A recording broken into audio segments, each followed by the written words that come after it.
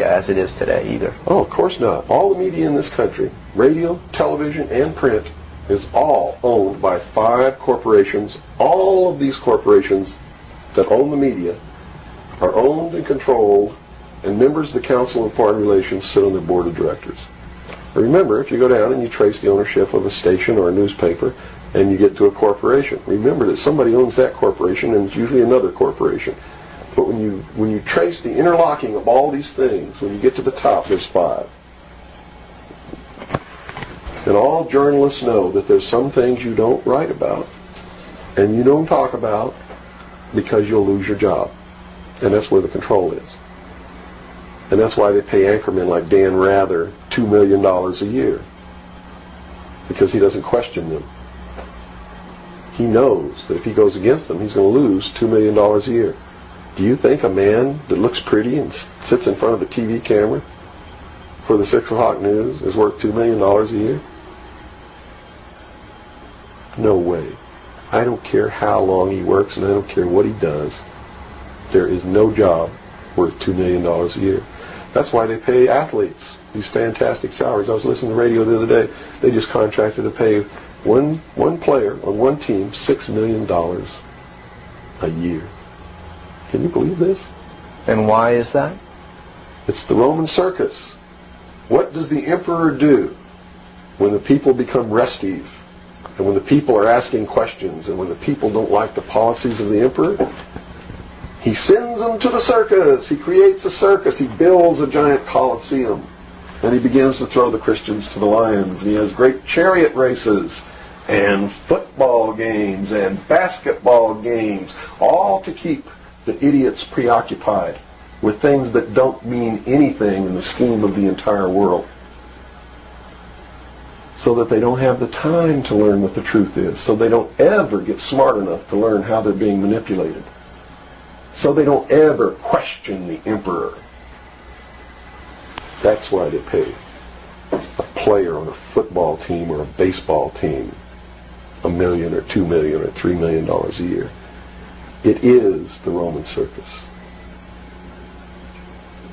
I know men who don't know anything in the world except who plays third base for the Mets, and they think that's a great accomplishment.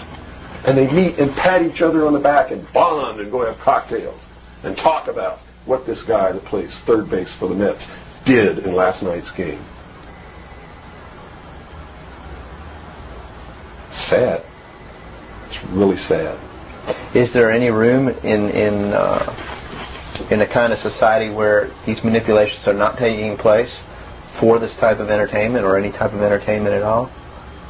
If people understand that a game is a game, if people understand that nobody, no matter what they do, is worth paying $2 or $3 million a year for, people should be able to get rich if they want to, by the sweat of their individual labor.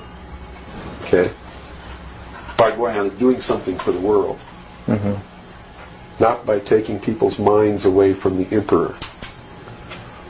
It's a game. Football's a game. Football's a game. But let me tell you something.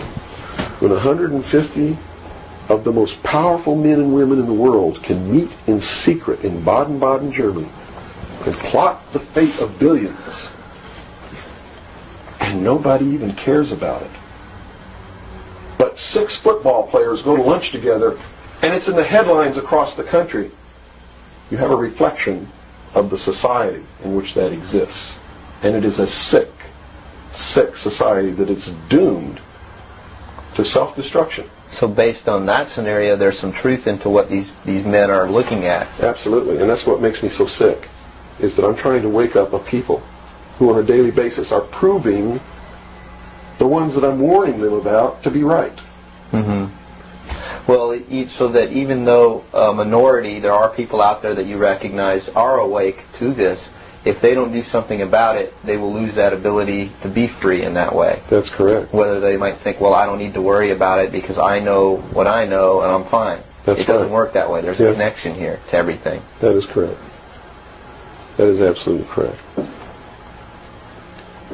A nation of people who are willing to send their sons and daughters that they profess that they love to a foreign country to die,